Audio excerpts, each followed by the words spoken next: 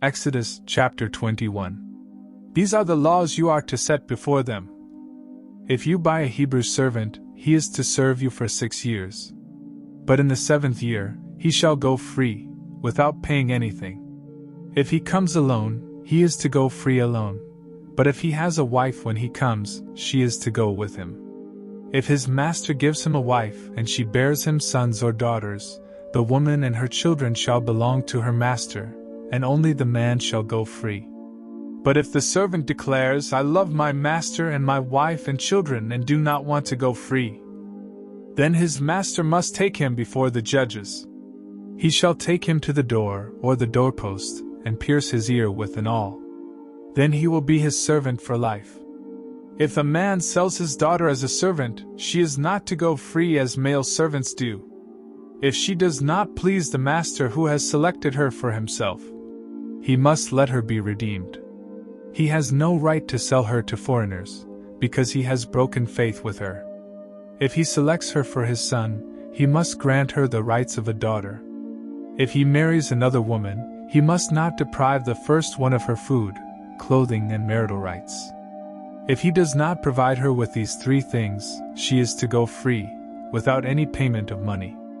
Anyone who strikes a person with a fatal blow is to be put to death.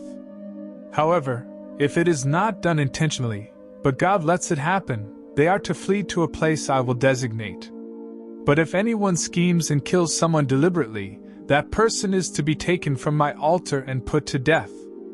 Anyone who attacks their father or mother is to be put to death. Anyone who kidnaps someone is to be put to death, whether the victim has been sold or is still in the kidnapper's possession. Anyone who curses their father or mother is to be put to death. If people quarrel and one person hits another with a stone or with their fist, and the victim does not die but is confined to bed, the one who struck the blow will not be held liable if the other can get up and walk around outside with a staff. However, the guilty party must pay the injured person for any loss of time and see that the victim is completely healed. Anyone who beats their male or female slave with a rod must be punished if the slave dies as a direct result. But they are not to be punished if the slave recovers after a day or 2, since the slave is their property. If people are fighting and hit a pregnant woman and she gives birth prematurely, but there is no serious injury, the offender must be fined whatever the woman's husband demands and the court allows. But if there is serious injury, you are to take life for life. Eye for eye, tooth for tooth, hand for hand, foot for foot. Burn for burn, wound for wound, bruise for bruise. An owner who hits a male or female slave in the eye and destroys it must let the slave go free to compensate for the eye. And an owner who knocks out the tooth of a male or female slave must let the slave go free to compensate for the tooth. If a bull gores a man or woman to death, the bull is to be stoned to death, and its meat must not be eaten. But the owner of the bull will not be held responsible. If, however, the bull has had the habit of goring and the owner has been warned but has not kept it penned up and it kills a man or woman, the bull is to be stoned, and its owner also is to be put to death. However, if payment is demanded, the owner may redeem his life by the payment of whatever is demanded. This law also applies if the bull gores a son or daughter. If the bull gores a male or female slave, the owner must pay 30 shekels of silver to the master of the slave, and the bull is to be stoned to death. If anyone uncovers a pit or digs one and fails to cover it, and an ox or a donkey falls into it, the one who opened the pit must pay the owner for the loss and take the dead animal in exchange. If anyone's bull injures someone else's bull and it dies, the 2 parties are to sell the live one and divide both the money and the dead animal equally. However, if it was known that the bull had the habit of goring, yet the owner did not keep it penned up, the owner must pay, animal for animal, and take the dead animal in exchange.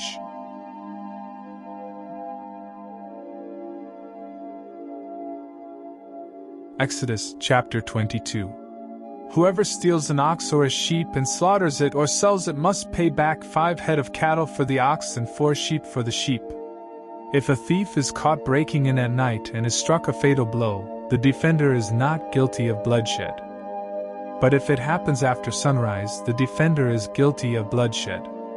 Anyone who steals must certainly make restitution, but if they have nothing, they must be sold to pay for their theft.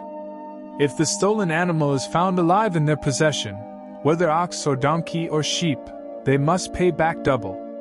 If anyone grazes their livestock in a field or vineyard and lets them stray and they graze in someone else's field, the offender must make restitution from the best of their own field or vineyard.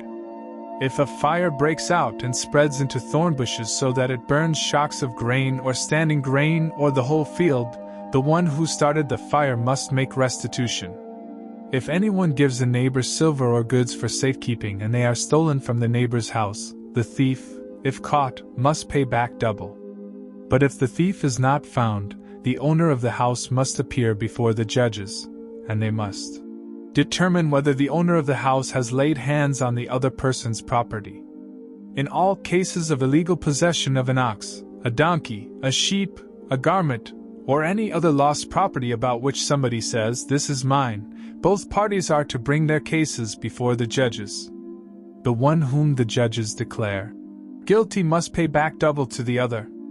If anyone gives a donkey, an ox, a sheep or any other animal to their neighbor for safekeeping and it dies or is injured or is taken away while no one is looking, the issue between them will be settled by the taking of an oath before the Lord that the neighbor did not lay hands on the other person's property. The owner is to accept this, and no restitution is required. But if the animal was stolen from the neighbor, restitution must be made to the owner. If it was torn to pieces by a wild animal, the neighbor shall bring in the remains as evidence, and shall not be required to pay for the torn animal. If anyone borrows an animal from their neighbor, and it is injured or dies while the owner is not present, they must make restitution. But if the owner is with the animal, the borrower will not have to pay.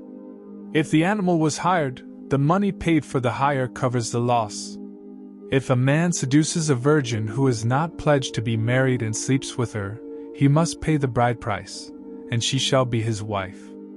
If her father absolutely refuses to give her to him, he must still pay the bride price for virgins. Do not allow a sorceress to live. Anyone who has sexual relations with an animal is to be put to death. Whoever sacrifices to any god other than the Lord must be destroyed. 5. Do not mistreat or oppress a foreigner, for you were foreigners in Egypt. Do not take advantage of the widow or the fatherless. If you do and they cry out to me, I will certainly hear their cry. My anger will be aroused, and I will kill you with the sword. Your wives will become widows and your children fatherless. If you lend money to one of my people among you who is needy, do not treat it like a business deal. Charge no interest. If you take your neighbor's cloak as a pledge, return it by sunset, because that cloak is the only covering your neighbor has. What else can they sleep in? When they cry out to me, I will hear, for I am compassionate. Do not blaspheme God, or curse the ruler of your people. Do not hold back offerings from your granaries or your vats.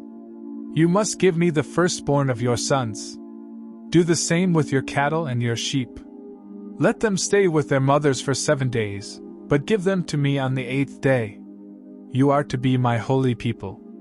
So do not eat the meat of an animal torn by wild beasts. Throw it to the dogs.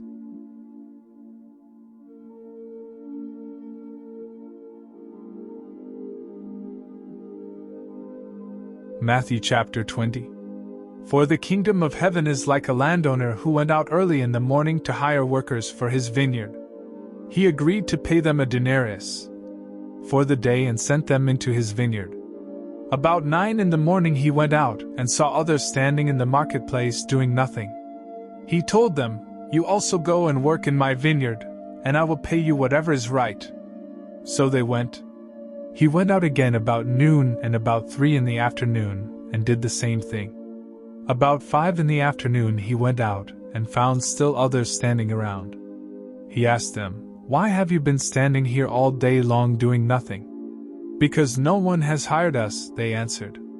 He said to them, You also go and work in my vineyard. When evening came, the owner of the vineyard said to his foreman, Call the workers and pay them their wages, beginning with the last ones hired and going on to the first. The workers who were hired about 5 in the afternoon came, and each received a denarius. So when those came who were hired first, they expected to receive more. But each one of them also received a denarius. When they received it, they began to grumble against the landowner. "These who were hired last worked only 1 hour," they said, "and you have made them equal to us who have borne the burden of the work and the heat of the day." But he answered one of them, "I am not being unfair to you, friend. Didn't you agree to work for a denarius? Take your pay and go. I want to give the one who was hired last the same as I gave you. Don't I have the right to do what I want with my own money? Or are you envious because I am generous?" So the last will be first, and the first will be last. Now Jesus was going up to Jerusalem. On the way, he took the 12 aside and said to them, "We are going up to Jerusalem, and the Son of Man will be delivered over to the chief priests and the teachers of the law. They will condemn him to death, and will hand him over to the Gentiles to be mocked and flogged and crucified. On the 3rd day he will be raised to life." Then the mother of Zebedee's sons came to Jesus with her sons and, kneeling down, asked a favor of him. "What is it you want?" he asked. She said, "Grant that one of these 2 sons of mine may sit at your right, and the other at your left in your kingdom." "You don't know what you are asking." Jesus said to them, "Can you drink the cup I am going to drink?" "We can," they answered. Jesus said to them, "You will indeed drink from my cup, but to sit at my right or left is not for me to grant. These places belong to those for whom they have been prepared by my Father." When the 10 heard about this, they were indignant with the 2 brothers. Jesus called them together and said, "You know that the rulers of the Gentiles lord it over them, and their high officials exercise authority over them. Not so with you. Instead, whoever wants to become great among you must be your servant, and whoever wants to be first must be your slave.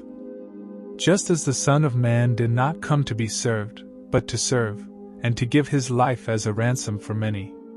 As Jesus and his disciples were leaving Jericho, a large crowd followed him. 2 blind men were sitting by the roadside, and when they heard that Jesus was going by, they shouted, "Lord, Son of David, have mercy on us." The crowd rebuked them and told them to be quiet, but they shouted all the louder, "Lord, Son of David, have mercy on us."